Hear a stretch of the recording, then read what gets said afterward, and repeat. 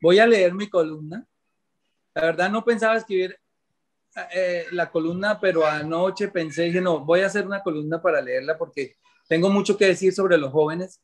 Me ha llamado Rebeca, nuestra amiga alemana, muy preocupada porque siguen desapareciendo jóvenes, siguen matándolos de ahí de agrañadito, de uno por uno, pero siguen golpeándolos, a pesar de que el paro terminó, los siguen buscando, judicializando, etcétera.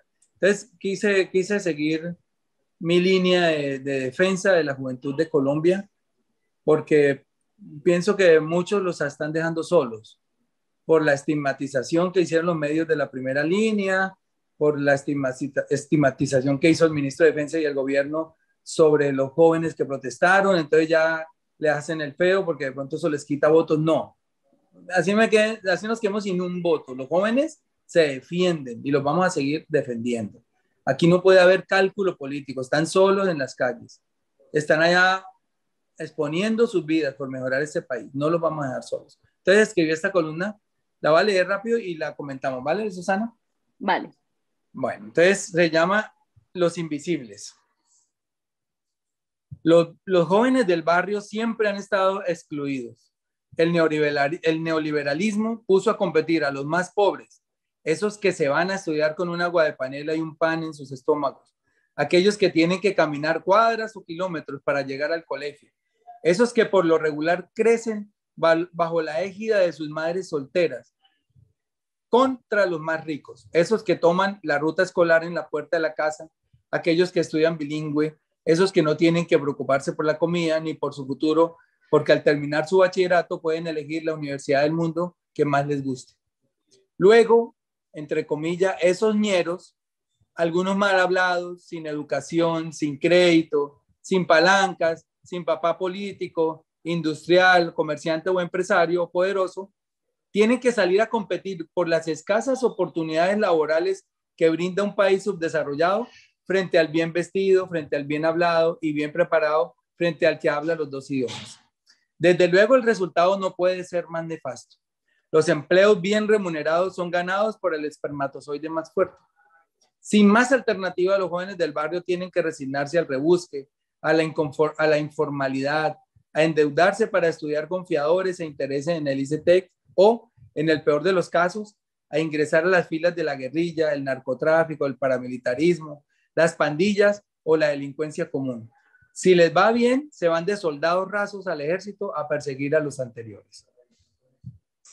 Desde estos lugares a donde fueron empujados por un Estado que no cumple su función social de amar y proteger a todos sus hijos por igual, estos jóvenes cometen crímenes, muchos de ellos abominables, que los padres del chico rico aprovechan para gritar en los medios de comunicación, a los cuales solo ellos tienen acceso, que el terrorismo se tomó a Colombia y que ojo con el 2022 porque pueden llegar al poder. Otros muchachos resisten, no quieren perderse en la selva de la violencia, venden cosas en los semáforos, hacen rifas, se meten a escuelas de fútbol con la esperanza de llegar al profesionalismo, intentan la fama a través de canciones que nadie escucha porque no tienen para pagar la payola, escriben poemas que nadie lee porque no tienen para pagar un libro, pintan cuadros que nadie ve porque el Ministerio de Cultura no los visibiliza. De repente, la cuerda frágil desde la que penden sus esperanzas se rompe. No aguantan más. La vida sin bienestar no tiene sentido. No son felices. No tienen futuro. No quieren llegar a viejos amargados y endeudados como sus papás. Entonces guardan los sueños debajo de sus camas llenas de turupes y ácaros y salen a las calles a reclamar atención del padre que nunca los ha mirado. El padre que solo atiende a sus hijos predilectos. El padre que se roba la plata para repartirla entre sus amigos y familiares. La olla de presión estalla, el globo de las injusticias se pincha, la indignación se manifiesta, la rabia se desahoga al grito de Uribe, Paraco y Jueputa.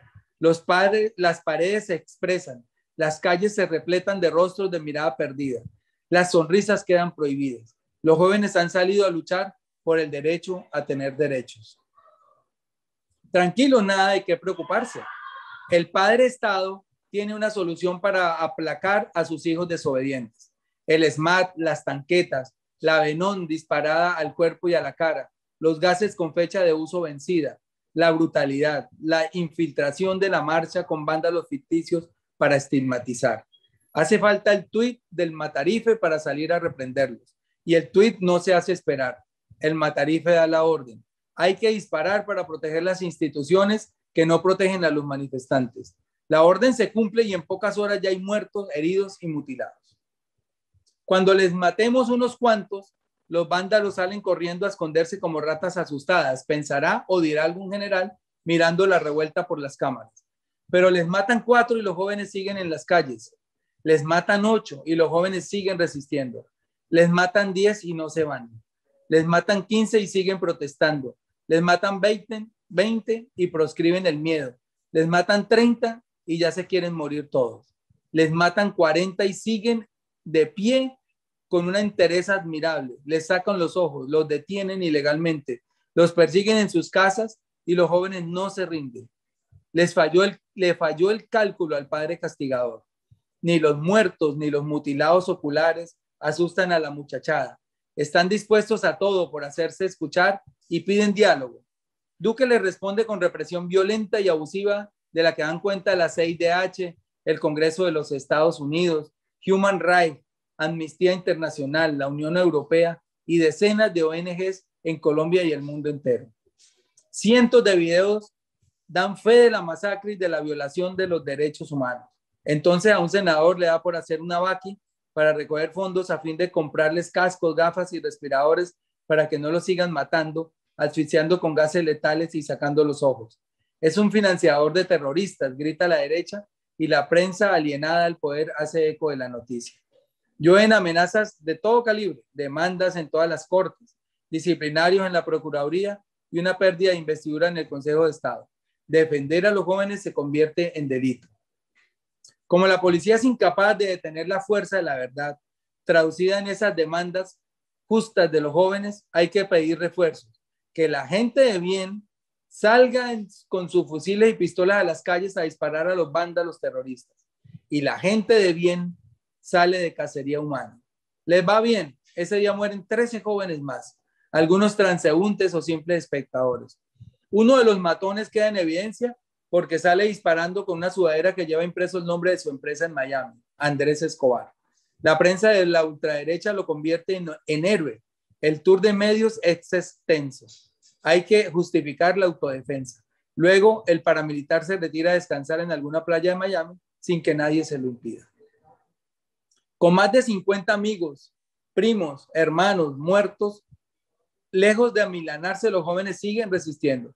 Levantan, de hecho, un monumento a la resistencia y lo decoran con los escudos, los cascos y los retratos de varios de los caídos. En lo alto de la escultura, una mano empuña un aviso que dice resistencia, y resistencia es lo que les sobra. También simpatías entre la población. Una mujer de nacionalidad alemana que llega por esos días a Cali en busca del sueño de la salsa. Uy, perdón. Se me cayó el celular. Que llega por esos días a Cali en busca del sueño de la salsa, queda atrapada en una espiral de amor y revolución. Se enamora de uno de los líderes de Puerto Resistencia en Cali, Joan Sebastián, se llama el chico, que lleva tatuado un escudo del Deportivo Cali en su pecho. Él decide amarla y se lo demuestra protegiéndola. Ella se queda a vivir entre los desposeídos y se suma a la lucha como reportera. A través de su celular le cuenta el mundo de la barbarie. Rebeca y Joan no tienen tiempo para el amor. Las horas no alcanzan para más de un beso espontáneo. La lucha es intensa. Los jóvenes siguen muriendo o perdiendo sus ojos, pero su voluntad férrea y su deseo de cambiar su terrible presente los mantiene en el campo de batalla. Sus armas son las piedras, las oraciones de sus madres y la olla comunitaria que los alimenta. Un día la policía encuentra la olla ennegrecida por el hollín del carbón y la voltea sobre el pavimento. La comida rueda dejando su estela de humo y de sazón ante la mirada desconsolada de las señoras, en su mayoría madres, que en su remordimiento por un pasado de cobardía han salido a apoyar la lucha de sus hijos. Pero el derramamiento de la comida no es lo más grave. Hay mujeres abusadas y violadas. Hay jóvenes con las costillas partidas, muchos. Hay jóvenes con la cara destrozada, sin dientes, sin mandíbulas, uno de ellos sin pene y sin testículos. Sin embargo, los jóvenes no se rinden. Como el mundo está atónito observando la brutalidad, hay que cambiar la estrategia para que la matanza no quede registrada en los miles de lentes y televisores del mundo. Hay que desaparecerlos en silencio, que las cámaras y los celulares no dejen rastro del genocidio. Y así lo hacen. Los chicos empiezan a esfumarse. Nadie da razón de algunos de ellos. A otros los ven subir a vehículos sin distintivos. A los pocos días empiezan a aparecer descuartizados en bolsas de basura o desnudos y torturados flotando en los ríos. Otros, como los más de 80,000 colombianos que aún son esperados en sus casas desde que arrancó el conflicto, jamás aparecerán. Jamás sus voces volverán a retumbar mientras gritan Uribe, Paraco y Hueputa. Sus comidas se quedarán servidas hasta enfriarse como el mamut enterrado en el hielo de la era cuaternaria. A otros los mandarán a silenciar con sicarios. Uno de ellos, Joan Sebastián, justo el día glorioso en que la tregua le permita verse por primera vez a solas con su amada Rebeca. Un proveedor de 13 tiros para callarlos a los dos. Basta. Era un final como el de Romeo y Julieta, digno de erigirse en historia de amor universal. Pero Joan pone el cuerpo, el pecho, las manos, los brazos, la cabeza, la cara, para evitar que una sola bala roce tan siquiera a su amada. No me cabe en la cabeza cómo con 10 tiros desperdigados por toda su existencia, aún tenía fuerzas para detener los 3 que le quedaban al asesino en el proveedor. Del tamaño de su valentía y su resistencia era su amor. Tenía que cuidarla y protegerla como lo prometió, y lo hizo hasta el último suspiro. Sin más remedio y con solo el 50% de la misión cumplida, el sicario tiene que huir de la escena del crimen. Curiosamente, las cámaras del lugar estaban apagadas ese día. Solo ese día. Y el gobierno deporta sin misericordia alguna a la única testigo del crimen. Ante la evidente masacre, el mundo exige responsabilidades. El ministro de Defensa se escuda su actuar asesino en el hecho de que los jóvenes quemaron buses y usaron la violencia. En el Congreso de la República, durante un debate de moción de censura, le pregunto, dejando claro que los hechos de violencia fueron aislados y muchas veces propiciados por la misma fuerza pública, ¿en qué artículo del Código Penal o de la Constitución Nacional dice que existe la pena de muerte para esos delitos? A pesar de que no responde, el ministro sale en hombros, victorioso, gracias a que sus copartidarios del Centro Democrático, el Partido Conservador, Cambio Radical, algunos congresistas enmermelados del Partido de la U y del Partido Liberal y los pastores cristianos de los que Jesús debe estar avergonzado, niegan la destitución. Al final el gobierno triunfa. Los bloqueos, generados en gran medida por un paro camionero de la que ni los jóvenes ni el comité de paro tienen incidencia, son utilizados por la prensa pro-uribista y por el gobierno mismo para voltear las simpatías del paro. Los alimentos se encarecen y los ineptos ministros de que podría ser el peor gobierno de la historia, aprovechan la papaya para resaltar que los malos resultados de sus carteras obedecen al paro. Como en los tiempos de Escobar, ya tienen a quien culpar de todas las desgracias. Como en los tiempos de las FARC, ya tienen a quien culpar de todas sus desgracias.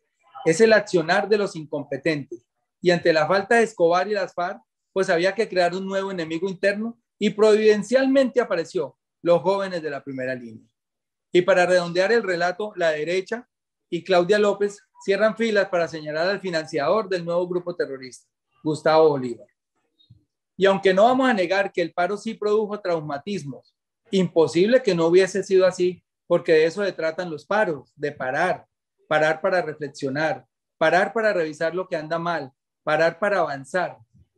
Luce infame que ahora se criminalice a quienes con sobradas e históricas razones se levantan contra un padre mafioso y maltratador que nunca ha hecho nada por hacer feliz a todos sus hijos. Felices.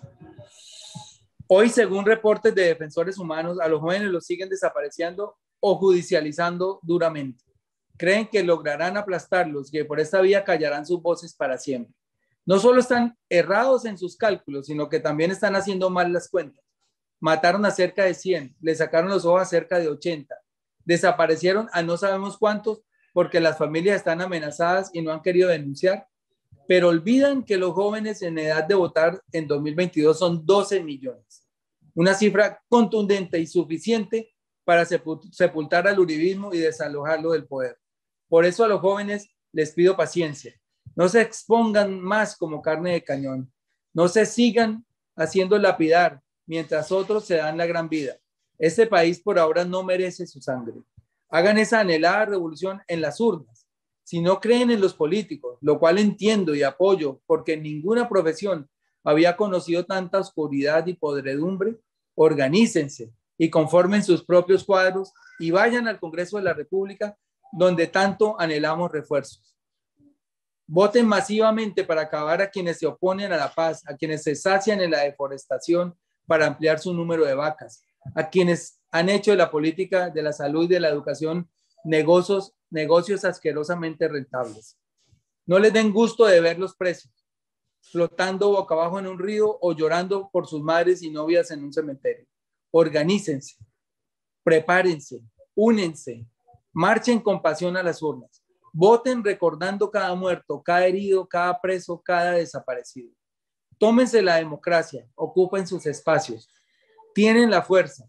Nada ni nadie los puede detener. Pierdan la pereza a participar. Recuperen la fe en las instituciones. Per se, ellas no son malas. Los malos son los hombres y mujeres que las aprovechan para saciar sus apetitos personales. Jóvenes, llegó la hora de dejar de ser invisibles. Tómense el poder el 13 de marzo del 2022. El país de los excluidos, el país de los oprimidos, el país de los 200 años de soledad, el país donde los que sobran bailan, los necesitan y con urgencia. Estaremos haciendo fuerza por cada uno de sus pasos, así sea desde el ostracismo al que nos quieren condenar, a quienes los apoyamos con amor. Benditos sean todos, vayan por lo suyo. Como dijo Garzón, comillas, si ustedes jóvenes no asumen la dirección de su propio país, nadie va a venir a salvarse.